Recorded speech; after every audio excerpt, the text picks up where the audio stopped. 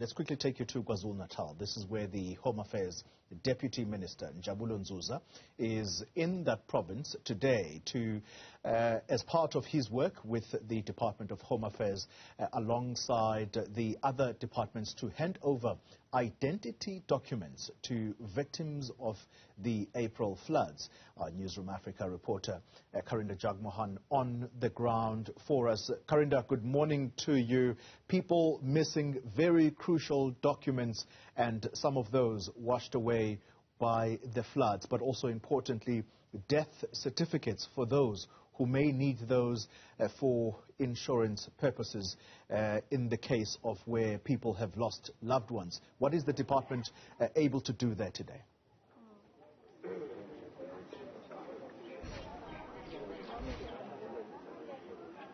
Indeed, that's the case on the ground, where during the April floods, a number of important documents were washed away. You've seen images of people's homes being washed away, and you can imagine that in trying to escape the landslides, the mudslides, many people weren't able to grab onto important ID documents and save them. As a result, they have to try and fast track in getting those important documents, especially as they try to find new shelter going forward. As well as you mentioned, fast-tracking the death certificate process, over 400 people having died in KwaZulu-Natal. But the Deputy Minister for the Home Affairs Department, Njabulo Nzuza, will speak to us more about that. Thank you for joining us, Deputy Minister. I see you've got a mobile station here. Tell me about what plans the department has in place in KZN to fast-track the processes. Well, we actually came here to take applications of the people who were affected by the floods, and we got the list from the disaster management centers. We then worked with the local leadership in terms of the municipality and councillors. They gave us the list of those people. We just came now from Nzuza, where we had about 45 applications. We have handed over those particular identity documents as well as birth certificates. We are now here in Newzroom, where we had around about 70 applications, 74 to be precise. We are now back here to hand over those identity documents. From here, we are still going to go to another area called Ichelimnyama, where we had about 115 applications. We are going to give those documents back to the people who had applied for them. All in KZN, people who were affected by the floods, about 1,500 of them who needed our help in terms of getting their documentation back. We then took a decision that because this is a disaster, something that we've been doing where there are disasters, we then give those documents back for free. That means they do not need to pay for them. And we also had to make a special turnaround time. Just about a week ago, I was here when we were making those applications. Then today we are back here to return those documents. We are no longer taking applications now. We are just giving them their documentation back. What about the death certificate process, Deputy Minister? Over 400 people have died in KZN. How are you ascertaining that process going?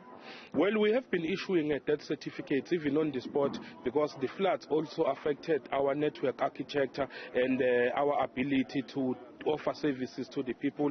So on that day, which was the 15th, if I'm not mistaken, around there, the 15th of April, we were able to issue handwritten death certificates so that they could be able to bury their loved ones. But we were still able to issue even the printed birth certificate as from the 16th moving forward. So the issue of death certificates, has not been much of an issue, because they can also get them in our offices that we have set up in hospitals. But what was going to be a problem was the smart ID card, because they had to be printed at government printing works in Pretoria and then brought here. That's why we had to make that special arrangement that they get them quicker, because they need to start their lives. Look, if you lose a bank card and you lose your access to banking facilities, you won't be able to go back to the bank and just show your face and say, hey, here I am. You need a form of identification. So they need their documents. Those who have lost their SASSA cards, those who have lost access to social grants, they need the identity document, because it's a key for them to identify who you are, and then you can be able to access all the amenities that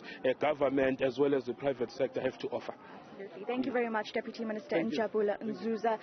You'll see here behind us there are some of the residents that he's been assisting in Nzuza. In fact, one of the women earlier, when she received her ID document, celebrating, she was telling us that she had lost this when her home was washed away in the flood.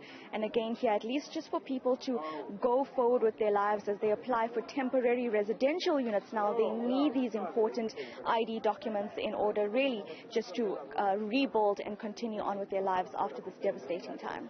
Karinda, Jagmohan bringing us the much needed update on the help that the people of KwaZulu-Natal are needing at this time. You've heard me mention earlier other departments that are in KZN, the Public Works Department, the minister there also in KwaZulu-Natal. In a few minutes' time, we are going to be talking to an official from her department about the land parcels for resettlement of some of the people whose houses were affected during these floods.